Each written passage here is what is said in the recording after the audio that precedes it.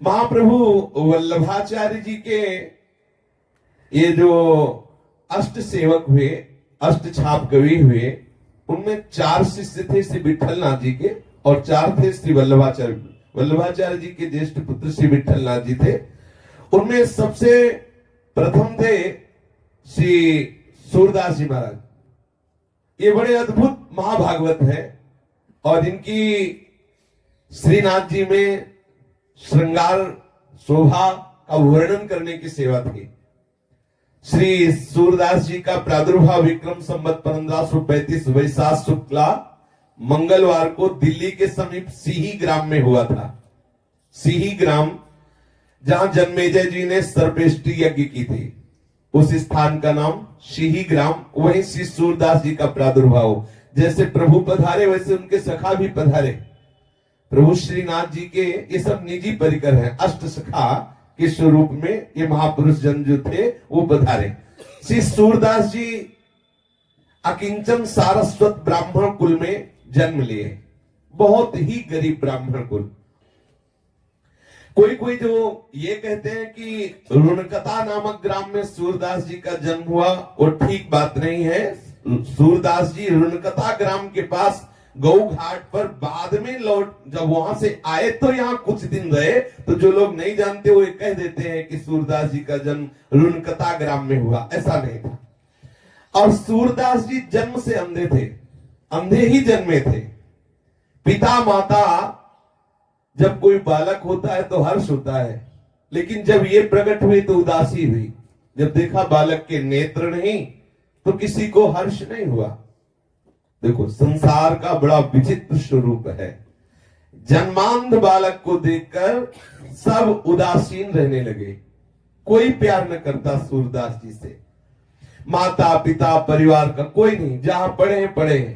कभी माता को मन आया तो भले गोद में ले ले, कोई प्यार नहीं करता।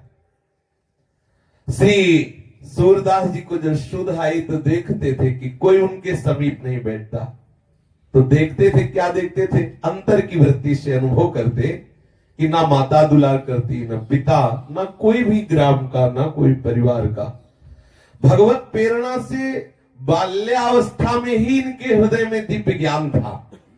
उसी समय छोटी अवस्था में ही उन्होंने एक पद गाया, स्वार्थ मीत सकल जग माही, स्वार्थ मीत सकल जग माही।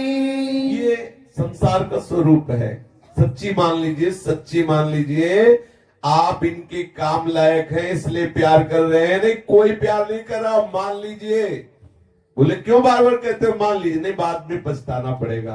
अंत ही तो ही तजेंगे पामर, तू न तजय बहीते, मन पछितई है और शर्मिंदे। इतना पिता स्वार्थी कि कभी गोद में नहीं लिया सूरदास जी को, कभी दुलार नहीं किया, कभी माता ने प्यार नहीं किया, कभी कोई पास नहीं बैठता। अब आप विचार कीजिए जरा, सब उपेक्षा। अच्छा, इस उपेक्षा का लाभ हुआ सूरदास जी को। हर समय बस एक बात हुई कि मुझ अंधे का तो एक ही सहारा है, श्री कृष्ण, श्री कृष्ण, श्री कृष्ण, श्री कृष्ण। यह है कृपा। हम तो चाहते हैं सबके ऊपर ऐसी कृपा हो सबके ऊपर ऐसी। अरे वो आंख से अंधे थे, हम तो दिमाग से अंधे हैं। जो हमें प्यार नहीं कर रहे हैं उनको भी कहते हैं कि हमें प्यार कर रहे हो, अपना जीवन हम व्यर्थ में नष्ट कर रहे हैं। अब उनके हृदय में बार बार निकलने लगा, हा कृष्ण, हा कृष्ण। ये बहुत कृपा है। भगवान ऐसी कृपा करे, सब जगह से ठोकर मिले, तुम्हें सब जगह अपमान मिले, सब तुम्हें छोड़ दे, फिर सबका मालिका के हाथ मिला ले। सच्ची बात है। सुनेरी मैंने निर्बल के बदला, जिसका कोई नहीं होता मेरा ठाकुर उसको दुलार करता है। सूरदास जी का जो प्रथम चरण जीवन का बाल्यावस्था बड़ा दुखद, कोई प्यार नहीं करता। कभी याद आ गई तो मां उपेक्षा पूर्वक रोटी दे देती, नहीं सभी मनाते थे मर जाए तो अच्छा है। उनको दिखाई तो देता नहीं कहां शौच जाना है, क्या करना है। अब आप थोड़ी देर आंख मूंद के ऐसा भाव करें कि जिसकी आंखें ना हो उसको कितना कष्ट होता है। सोचो आप, थोड़ी देर आप भावना करें, आप अपनी आंखें मूंदे, फिर सोचें, चल के देखिए, खाने पीने की, उठने बैठ, आप सोचो कितना भयानक। और फिर कोई प्यार ना करे, और कौन प्यार करेगा, सब स्वार्थी। आप देख लीजिए, प्रकट में इस महापुरुष के जीवन में देख लीजिए, सूरदास जी के हृदय में बड़ा एक व्याकुलता जनित दुख उदय हुआ कि कोई मुझे प्यार नहीं कर रहा। उसी समय सूरदास जी ने इस पद की रचना की, सुनेरी मैंने निर्बल के बलराम। आहा, जो हार गया अंदर से, उसके लिए सहारा क्या है, हरिनाम हो। जो हरिनाम है, अगर हृदय में चल रहा तो महाबल है। आप निश्चित समझ लो, वो हरि को भी अधीन करने की सामर्थ्य रख लेता है, औरों की तो बात जाने दो। सुमीर पवन सुत पावन नामो, अपने बस कर राखे रामो। श्री सूरदास जी की 6 वर्ष की अवस्था है। एक दिन इनके पिता को किसी धनवान यजमान ने अपने यहां बुलाया पांडित्य कर्म के लिए। सारस्वत ब्राह्मण थे, कुछ उपरोहित कर्म किया, तो उसने 2 मोहरें दी। बड़े प्रसन्न हुए, आए और समस्त परिवार से कहा कि भाई आज तो हमारे भाग्य खुल गए। सूरदास जी के पिताजी ने आज जजमान ने 2 मोहरें दी है, और अब महीनों के लिए खूब खाने पीने के लिए हो गया। 2 मोहरें मिली हैं, बहुत सुंदर कपड़े में उसे लपेट करके ताक में रख दिया। अब संयोग की बात की, रात में चूहा घुस गया और ताक में कपड़े में लपटी जो 2 मोहरें थी वो ले गया और छत में अपने बिल में रख दिया जाके। जब प्रातः कालीन पिताजी सूरदास जी के गए और ताक में देखा तो कपड़ा नहीं, मोहरे नहीं, बड़े दुखी हुए। अब तो छाती पीट पीट के रोना शुरू कर दिया। अब सूरदास जी ये सुन रहे हैं। सूरदास जी ने पिता को समझा, क्यों विलाप कर रहे हो, कृष्ण नाम से बढ़कर कोई मोहरे होती है क्या। अब तो सब का सब रोज सूरदास जी के ऊपर उतर गया। उनकी माता, उनके पिता कही, तू अभागा, जब से जन्मा तब से हमारे घर में विपत्ति ही विपत्ति है। ना तू भागता है, ना तू मरता है, ऊपर से हमें समझा रहा है। सब सूरदास जी को कोसने लगे, बरस पड़े सूरदास जी के ऊपर। अरे अभागे, तू जिस दिन से जन्म लिया हमारा चैन खो गया, दुख ही दुख। सूरदास जी चुप हो गए, अंदर ही अंदर कृष्ण नाम रटने लगे कि प्रभु आपकी बड़ी विचित्र लीला है। सूरदास जी जब देखा कि सब गाली वाली दे के शांत हुए तो बोले, देखो आप इतना मोहरों से प्रेम करते हो, अगर मैं आपकी मोहरे बता दूं कहां है तो बोले तुमने चुराई। बोले नहीं नहीं चुराई नहीं, लेकिन मुझे पता है। तो बोले जब चुराई नहीं तो तुझे पता कैसे। बोले मुझे दिखा रहे हैं। बोले तेरे नेत्र नहीं है। बोले जो मेरे नेत्र नहीं है उन नेत्रों से उन्हें दिखाई दे रहे, मेरे जो नेत्र है वो तुम्हारे नहीं है, मैं उन नेत्रों से देख के बता रहा हूं।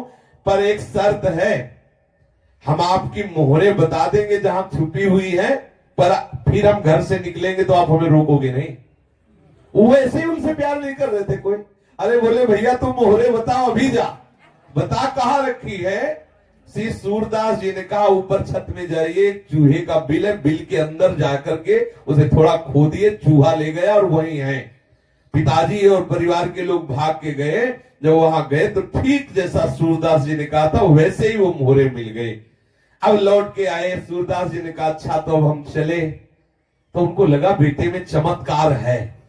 तब उन्होंने कहा कि भाई अब तुम हमें छोड़ के कैसे जा। अभी कह रहे थे मर क्यों ले जाता, भागे। 2 मोहरे मिल गई तो अब गले लगा के, रे भाई तुम कैसे हमें छोड़ के जाओगे, हम तुम्हारे बिना कैसे रहे। सूरदास जी अंदर ही अंदर मुस्कुराए, अरे स्वार्थी संसार। तो वो कहा नहीं नहीं पिताजी अब आज्ञा कीजिए, अब हम तो जा रहे हैं। श्री सूरदास जी घर से राह में उनको छोड़ दिया गया। धीरे धीरे चल रहे हैं, 4 कोस पैदल चले।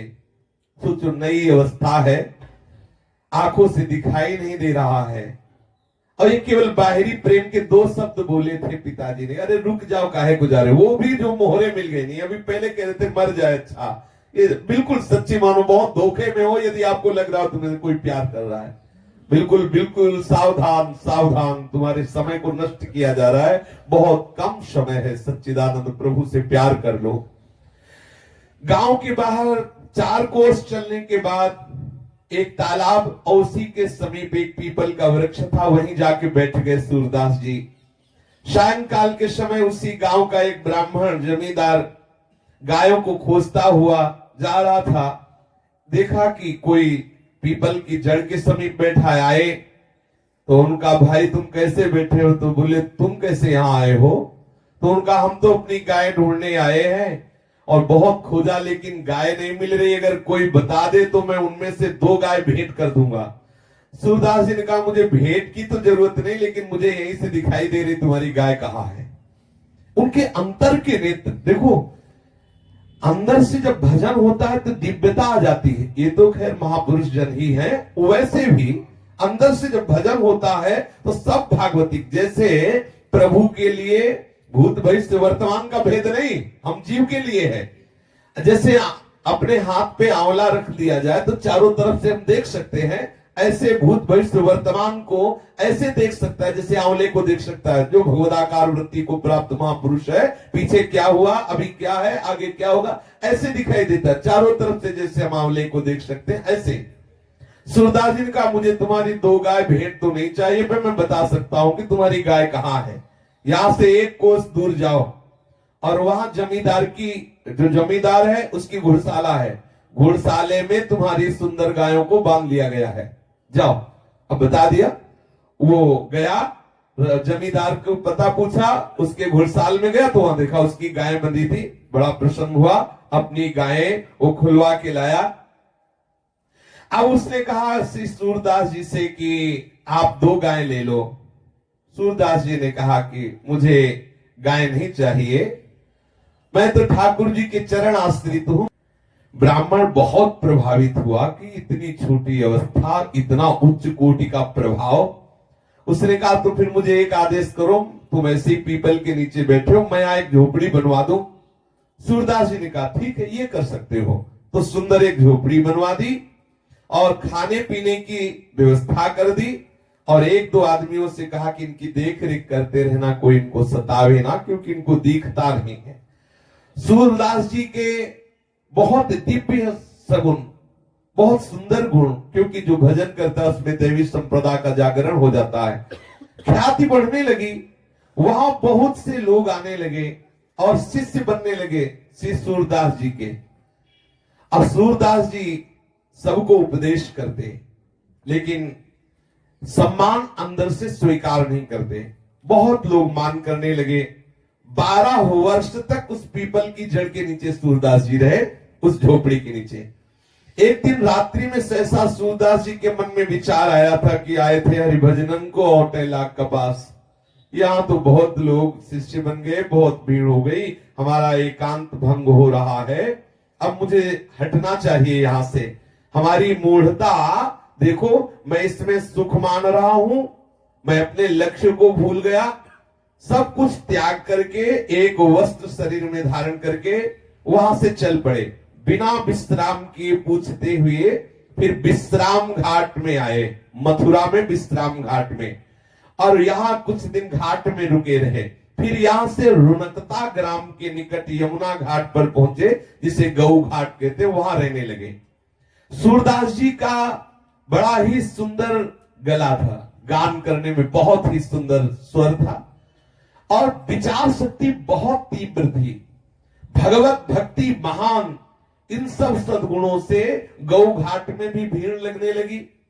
गौ घाट में भी ब्रजवासी जन और बाहर के लोग आ करके इनके सामने बैठते, भगवत चर्चा करते।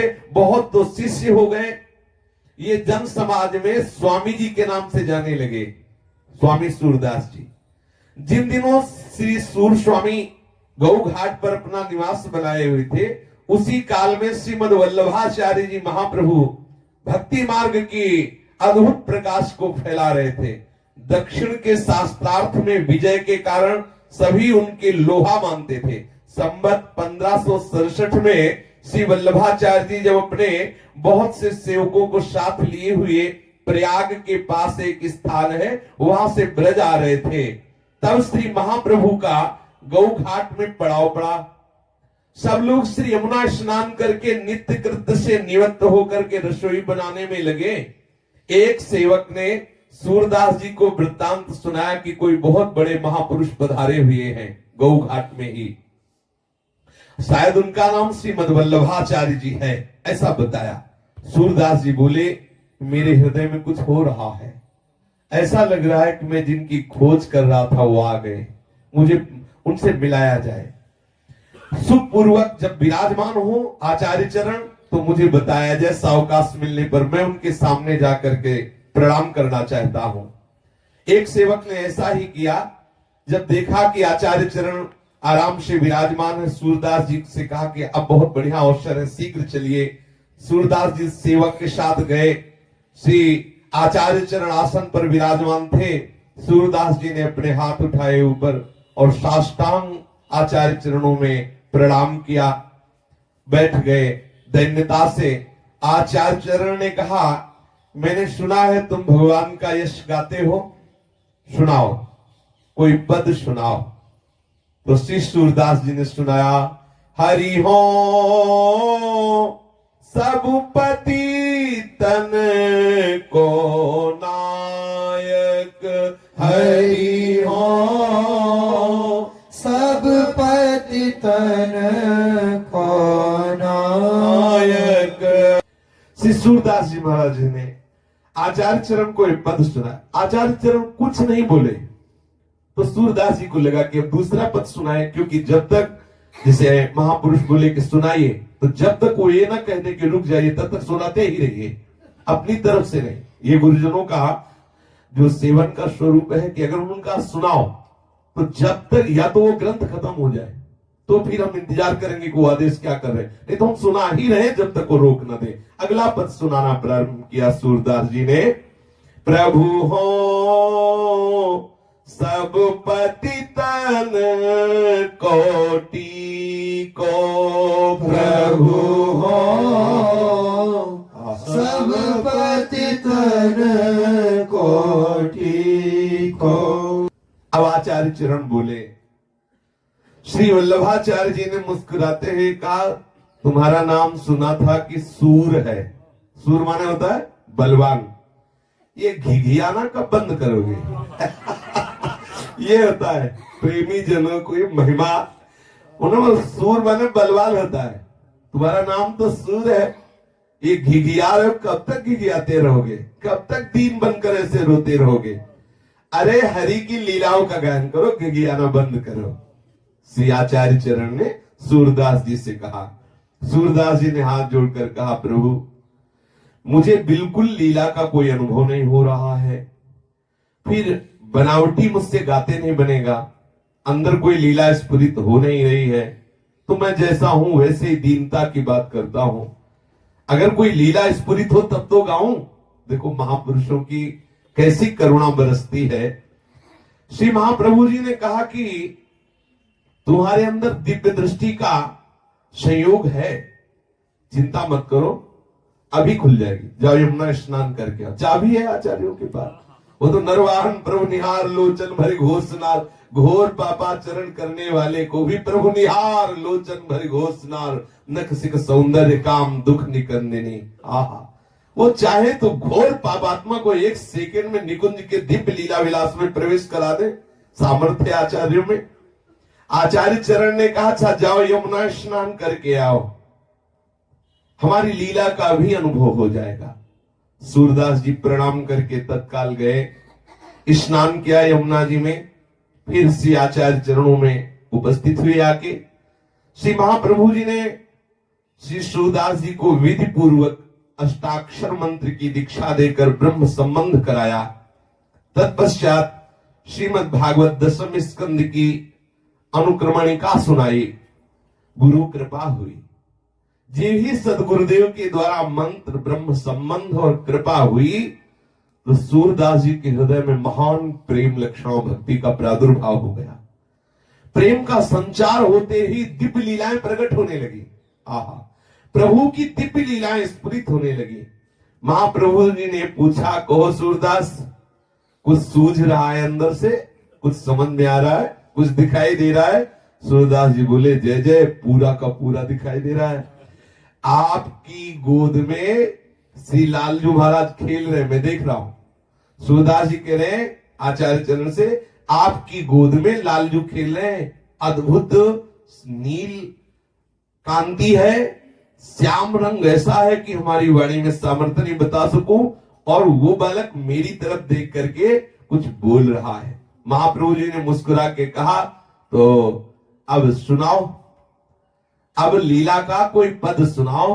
तो श्री सूरदास जी ने पहला पद लीला का सुनाया। चकैरी चली प्रेम सरोवर, जहां न प्रेम वियोग। छकई चली प्रेम सरोवर, जहान प्रेम वियोग। श्री सूरदास जी ने इस पद को पूरा करके सुनाया। फिर आनंद मगन होकर ब्रज भयो महर के पूत, जब यह बात भयो महर के पूत, जब यह बात सुनी। ये बधाई का लालजू का प्रादुर्भाव हुआ है, अद्भुत नंदोत्सव मनाया जा रहा है। ये लीला देखी, ये पद गायन करके श्री आचार्य चरण को सुना। महाप्रभु बहुत प्रसन्न हुए, बोले सूरदास जी अब तुम्हारा लीला में प्रवेश हो गया है, अब तुम्हारे हृदय में दिव्य दिव्य नवीन लीलाएं श्री लालजू की प्रकट होती रहेंगी। आचार्य प्रभु ने इन्हें 3 दिवस गौ घाट में रुक करके सुबोधनी, पुरुषोत्तम सहस्त्र नाम ये सब श्रवण कराया, जिससे इन्हें संपूर्ण भागवतों के रहस्य का परिज्ञान हो गया। सूर सागर में श्री सूरदास जी ने भागवत के 12 स्कंधों का तात्पर्य और भी अन्य प्रसंगों का वर्णन किया। श्रीमद वल्लभाचार्य जी ने श्री सूरदास जी को साथ में ले लिया और फिर गौ घाट से ब्रज को प्रस्थान किया। सर्वप्रथम महाप्रभु जी ने शिव साथ में लाकर सूरदास जी को गोकुल के दर्शन कराए, गोकुल में लाए और कहा सूरदास प्रणाम करो, ये लालजू का गांव है गोकुल। सूरदास जी ने जे ही प्रणाम किया तो दिव्य गोकुल के दर्शन होने लगे। बाहरी नेत्र नहीं है, ये पूर्ण वो जो लालजू का दिव्य गोकुल है, दिव्य गोकुल का दर्शन हुआ। सूरदास जी के रोम रोम खड़े हैं, हृदय आनंद से नाच रहा है कि गुरु कृपा कितनी महा महिमा में होती है, जो अनंत जन्मों के साधनों से बात नहीं बनती, गुरु कृपा से कितने शीघ्र वो दिव्य गोकुल का दर्शन। श्री सूरदास जी गोकुल को बार बार प्रणाम कर रहे हैं, वो दिव्य रूप गोकुल का दर्शन किया। प्रणाम करते ही गोकुल की समस्त लीलाएं स्फुरित हो गई। गोकुल में जो जो लीलाएं ठाकुर जी ने की वो सब सूरदास जी के हृदय में स्फुरित हो गई। आचार्य चरण को गा के सुनाने लगे, देखो कितने सुंदर लालजू हैं, शोभित कर नवनीत लिए, शोभित कर नवनीत लिए। श्री आचार्य वल्लभाचार्य जी को ये सुंदर स्वरूप का गान करके सुनाया सूरदास जी ने।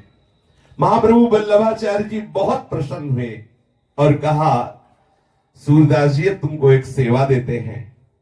हमारे ठाकुर जो गोवर्धन नाथ श्रीनाथ जी हैं, इनको रोज तुम इनका यश सुनाओगे, इन्हें कीर्तन सुनाओगे और इनकी शोभा से युक्त जो पद है उनकी रचना करके तुम इनको सुनाओगे, ये हम तुम्हें सेवा देते हैं। और सूरदास जी को गोवर्धन ले आए, श्री श्रीनाथ जी का दर्शन किया सूरदास जी ने। देखो सूरदास हैं और दर्शन कर रहे श्रीनाथ जी का, और ऐसे चतुर दर्शन करने वाले कि छोटे से भी श्रृंगार को नहीं छोड़ते, एक एक श्रृंगार का, एक एक पत्रावली का, एक एक चेष्टा का दर्शन करते हैं। श्रीनाथ जी के सामने जब श्रीनाथ जी का दर्शन किया तो हाथ जोड़कर कहने लगे कि हे श्रीनाथ जी, अब हो नाचो बहुत गोपाल। सूरदास जी ने श्रीनाथ जी के सामने ऐसा विनय युक्त पद गान किया। श्री सूरदास जी का ये दैन्य देखकर महाप्रभु वल्लभाचार्य जी बहुत द्रवित हुए। बोले सूरदास जी, तुम्हारी अविद्या की क्या बात है, जो तुम्हारा आश्रय ले लेगा उसकी अविद्या दूर हो जाएगी। अब देखो तुमने श्रीनाथ जी का दर्शन कर लिया, अब तुम ये बाहरी दीनता का त्याग कर दीजिए, और प्रभु की लीला का ज्ञान कीजिए। उसी दिन से सूरदास जी दैन्य के पद बंद कर दिए और श्री ठाकुर जी को प्रातःकालीन मंगला से लेकर शयन तक के पद सुनाने लगे, जो आठों कालीन प्रभु की दिव्य दिव्य श्रृंगारमयी दिव्य दिव्य लीलाएं हैं, उनको गा गा करके सुनाते। कभी कभी उपदेश के पद भी गाते। संगीत सम्राट तानसेन के मुख से श्री सूरदास जी का एक पद सुना, दिल्लीश्वर अकबर बादशाह, तो उसका मन मचल उठा कि ऐसा पद करता। और जब पता चला कि वो बाहरी नेत्रहीन, तो और आकर्षण हुआ। उसके हृदय में लालसा जागृत हुई कि सूरदास जी को सभा में बुलाया जाए और मैं उनका पद सुनूं। संयोग से संवत 1613 में जब प्रभु श्रीनाथ जी मथुरा में विराज रहे थे और सूरदास जी भी वहीं थे, उनकी कीर्तन सेवा थी श्रीनाथ जी को पद सुनाना। तो ये बात हृदय में उसके थी कि कभी सूरदास जी हमारी सभा में आए, हमें पद सुनाए, लेकिन ना तो ऐसा कोई संयोग बन पाया। तो दिल्ली का जो बादशाह अकबर था, यात्रा के प्रसंग में मथुरा आया हुआ था, और जब उसको पता चला कि सूरदास जी यहीं मथुरा में हैं, तो उसने बड़े आदर के साथ इनको बुलवाया और पद सुनने का अनुरोध किया। तब श्री सूरदास जी ने ये पद गाया, मन रे माधव सो कर प्रीति, मन रे माधव सो कर प्रीति। एक दिन इसकी चर्चा हुई थी पीछे, इस पद की, बहुत बड़ा पद है। इस पद को सुनकर अकबर ने इनकी भावनिष्ठा की परीक्षा के लिए कहा, सूरदास, प्रभु ने मुझे बादशाह बनाया है, तो बादशाह का सबके ऊपर शासन लागू होता है। मैं भी मान और दान पाने के योग्य हूं क्योंकि मैं बादशाह हूं। इसलिए मैं चाहूंगा कि तुम मेरे विषय में पद बना करके भी गाओ, क्योंकि मैं बादशाह हूं। सूरदास जी ने कहा कि मैं जिस बादशाह के सामने गाता हूं, उस बादशाह के सामने तुम्हारी बादशाह कुछ नहीं है। और मैं गाऊं जब मेरी बुद्धि हो तब ना। मेरी बुद्धि तो जिस बादशाह में लग गई, वहां से हटने की जगह नहीं रह गई। मेरे हृदय में जगह नहीं, मेरी बुद्धि में जगह नहीं, मैं कैसे गा सकता हूं। पर आपने कहा कि गाइए, तो मैं अपनी बात बता रहा हूं कि नाहिन रह्यो मन में ठोर, नाहिन रह्यो मन में ठोर। सूरदास जी ने इस पद का गायन किया। सूरदास जी के इस पद के भाव को समझकर बादशाह अकबर बहुत प्रसन्न हुआ।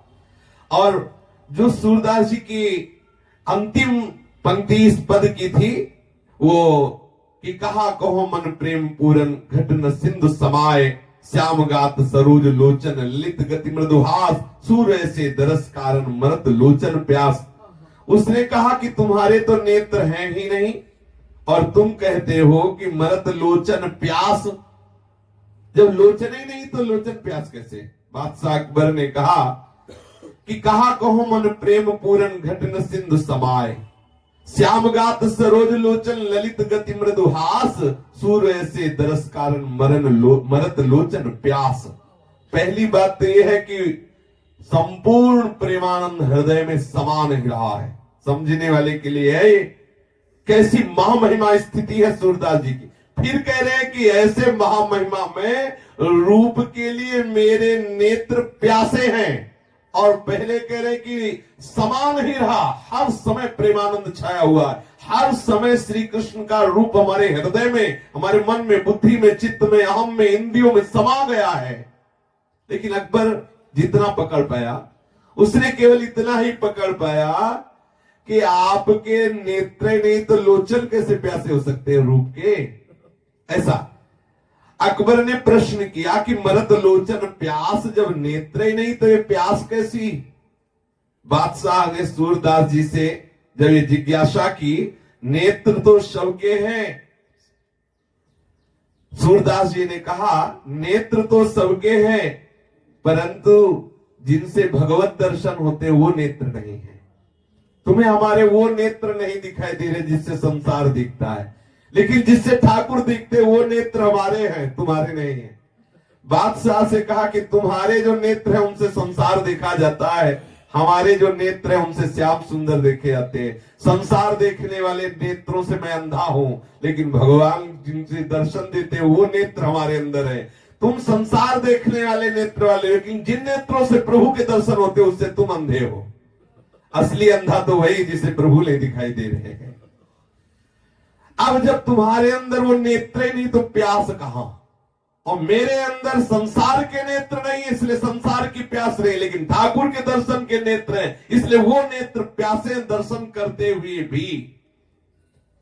श्री सूरदास जी की बात सुन करके अकबर बहुत प्रसन्न हुआ, बड़ा आनंदित हुआ। अकबर ने सूरदास जी से हाथ जोड़कर कहा, मेरी कुछ भेंट स्वीकार कर लो। मैं कई गांवों की जागीर आपके नाम लिख देता हूं, मैं बहुत सी जमींदारी आपके नाम कर देता हूं।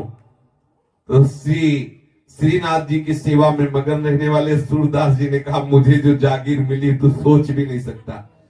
अकबर बादशाह से कहा कि तुम्हें लग रहा है कि सूरदास जी के पास ये जागीर नहीं, लेकिन मुझे जो जागीर मिली मुझे तरस आती कि तेरे पास वो जागीर नहीं है।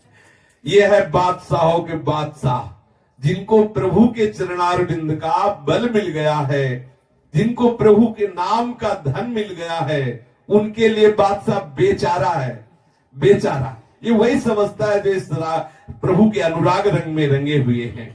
नहीं चाहिए मुझे तुम्हारी जमींदारी, नहीं चाहिए जागीर। तुम 2-4 गांव की जागीर दे सकते हो, या हम अनंत ब्रह्मांडों के स्वामी के गुलाम हैं, अनंत ब्रह्मांडों के, जिनके रोमकूप में करोड़ करोड़ ब्रह्मांड वास करते हैं। मैं ऐसे बादशाह का सेवक हूं, तू तो एक मुल्क का बादशाह है, तू क्या दे सकता है? 2-4 गांव?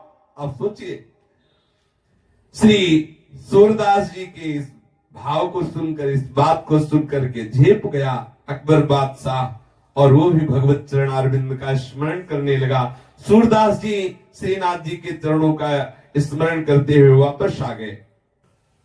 ऐसी महा महिमा में स्थिति देख के जितना गोस्वामी परिकर था आचार्य चरण का, वो सब बहुत प्रभावित थे कि सूरदास जी की इतनी प्रवीण बुद्धि है, तत्काल उसी लीला का गायन करने लगते हैं। चमत्कारी महात्मा है। परिवार के जो छोटे छोटे आचार्य परिकर के बच्चे भी थे, उन्होंने कहा कि बहुत चमत्कारी है, जैसा श्रृंगार किया जाता है तत्काल वही गा देते हैं जो ठाकुर का श्रृंगार किया जाता है। हूबहू बिल्कुल जैसी पोशाक, जैसी किनारी, जैसी पत्रावली, जैसे रंग के पुष्प, और प्रकट में आंख नहीं है, सामने ठाकुर के बैठे और वैसे ही रचना करके पद की गादी। बड़ा आश्चर्य। आंख वाला भी धोखा कर सकता है वर्णन करने में, कोई चूक कर सकता है, लेकिन सूरदास जी से कोई चूक नहीं होती। कौन सी पत्रावली बनी है, एक लठ कहां विराजमान है, कौन सा छोटा आभूषण, सब वर्णन करते। श्री सूरदास जी की अपार महिमा को देख करके एक विनोद सुझा आचार्य परिकर को। श्री विठल नाथ जी से ये कहा गया कि आज इनको पोशाक ही मत धारण करवाओ ठाकुर को, और फिर लाओ श्री सूरदास जी को। आज देखते हैं क्यों कैसे वर्णन करते हैं।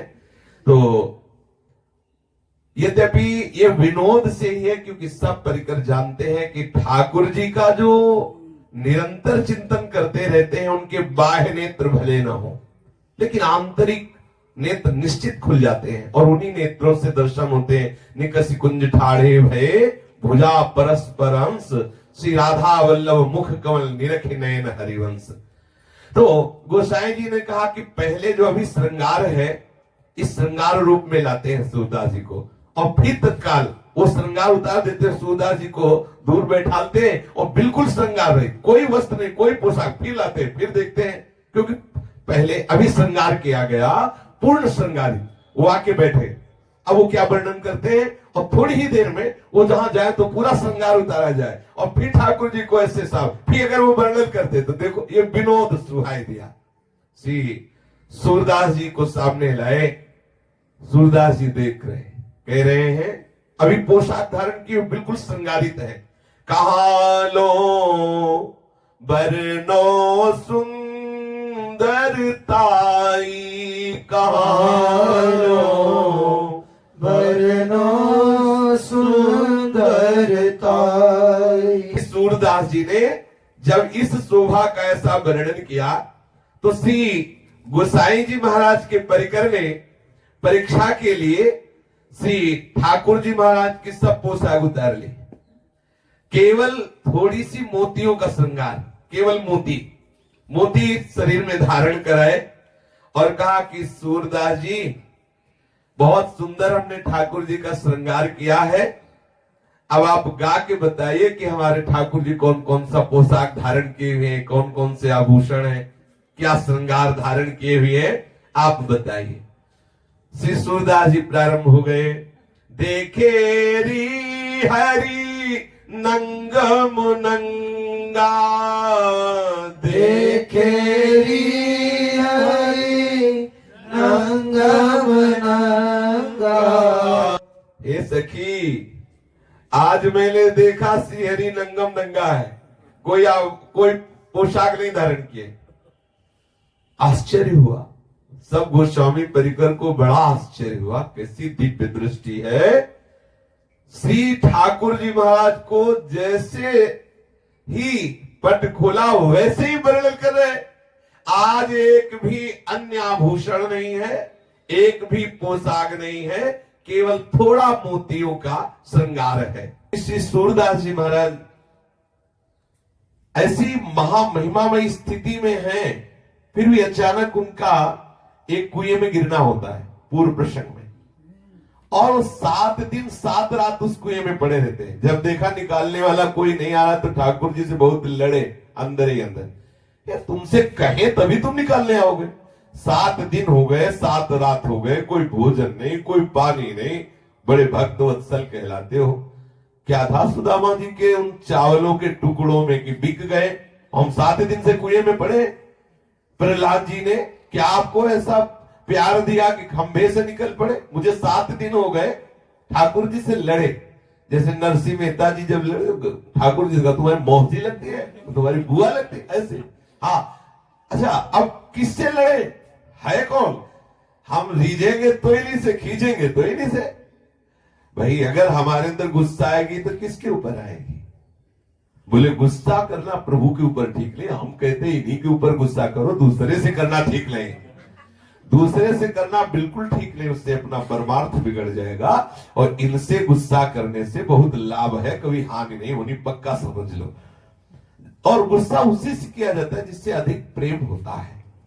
जैसे बच्चा मां से गुस्सा करता है, जा मुझे दूध नहीं पीना, नहीं खाना, तो क्यों? उसके मन की कोई बात नहीं हो रही ना, इसीलिए तो। और वो जानता है कि मेरी मां बहुत करुणामयी है, ऐसा मैं करूंगा तो मान जाएगी। प्रभु वात्सल्य समुद्र है। आए और सूरदास जी को कुएं से निकाला।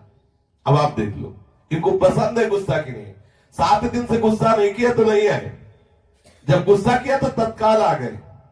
बड़े लीला बिहारी है, ये बहुत ऊब जाते हैं। जैसे होता है ना कि रोज मिठाई खाए खाए थोड़ा खट्टा भी चाहिए, ऐसे ही ऊब जाते। हे नाथ, आप स्वामी, आप सुनो, थोड़ा बोले रुक, गैया अलग कर। अब आज से तू हमारे परिकर में गाय नहीं चराएगा, नहीं खेलेगा। अवकाश पकड़ते हैं, जैसे ग्वालिया वाले कहते, आज के बाद तेरे को देखूंगा नहीं, बोलूंगा नहीं, छूंगा नहीं तुझसे। ये है थोड़ा चटपटा, जैसे बहुत मीठा पाए पाए, ये मीठा है विनय आदि। और जब कोई भक्त उनसे रूस जाता है, लेकिन रूस वही जाएगा जिसका पूर्ण आत्मसमर्पण है, उनके सिवा कोई है नहीं।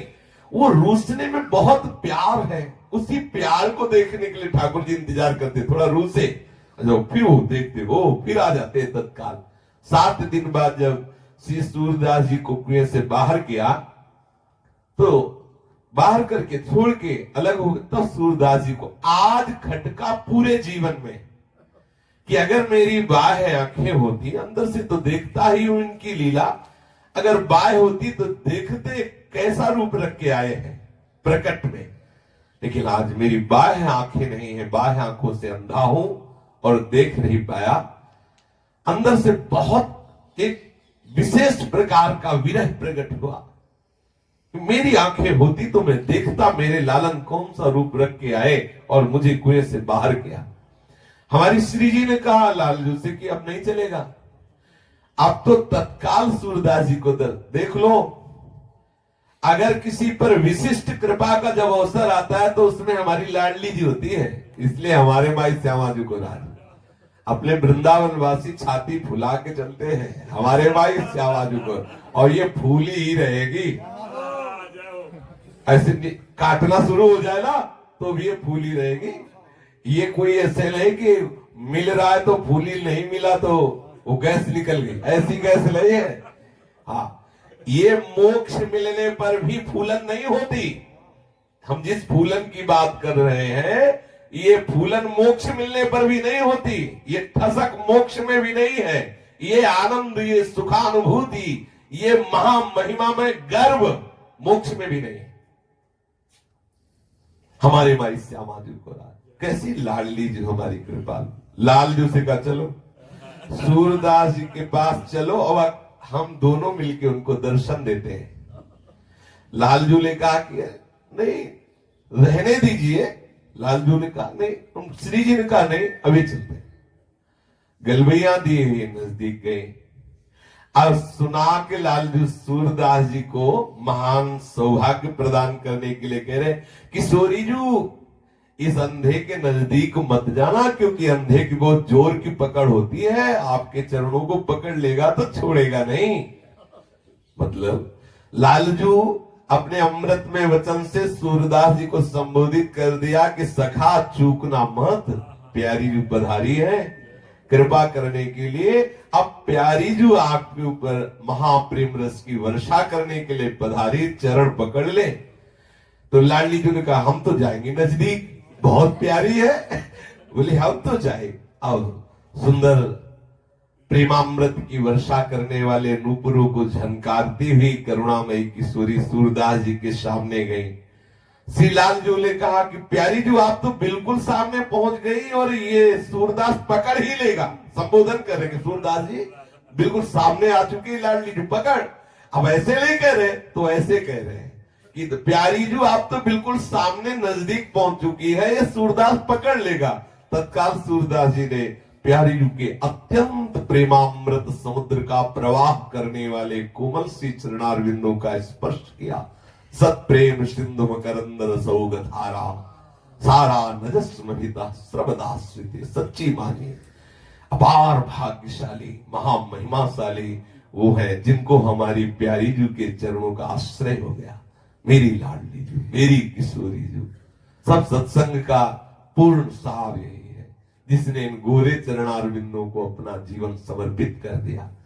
सूरदास जी प्यारी जू के चरणों का स्पर्श प्राप्त करते ही विकल हो गए।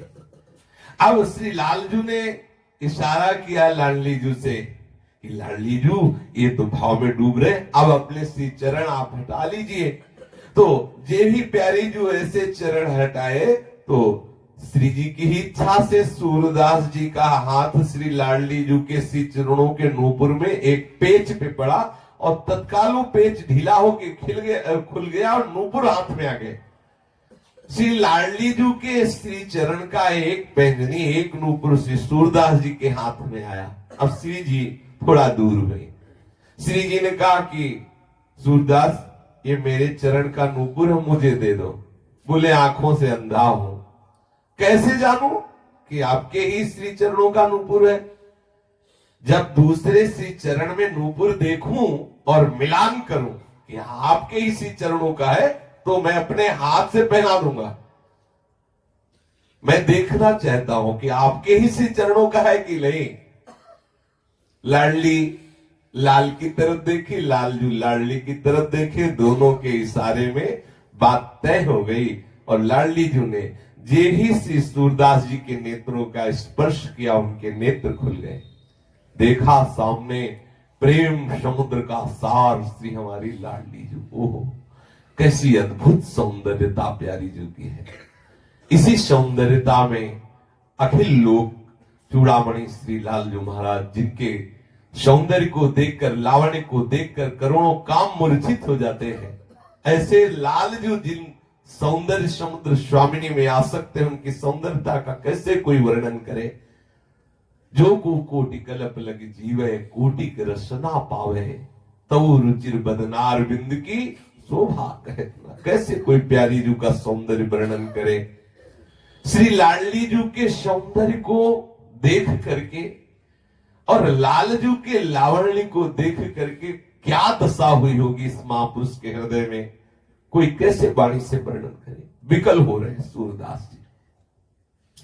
प्रिया प्रीतम थोड़ी देर सूरदास जी के से आनंदमयी दशा का अवलोकन करके आह्लादित हो रहे हैं और सूरदास जी प्रिया प्रीतम की रूप माधुरी को देखकर छके जा रहे हैं। फिर प्रियाजू ने कहा कि सूरदास आज हमारी इच्छा है, तुम कुछ मांग लो, मांगो, तुम्हारी जो रुचि हो मांगो। सूरदास जी ने कहा कि मानो अंदर से कहा कि जिसके आप स्वामी हो उसे मांगना क्या बकाया रह जाता है, जिसके आप स्वामी हो। पर आपने आदेश किया मांगो तो आप हमें देंगी। लाडली जी ने कहा कि तुम्हें कोई संशय है कि आप मांगोगे और मैं दूंगी नहीं? ऐसा क्या है जो तुम मांगो हम देना? सूरदास जी ने कहा तो मुझे पुनः अंधा बना दो।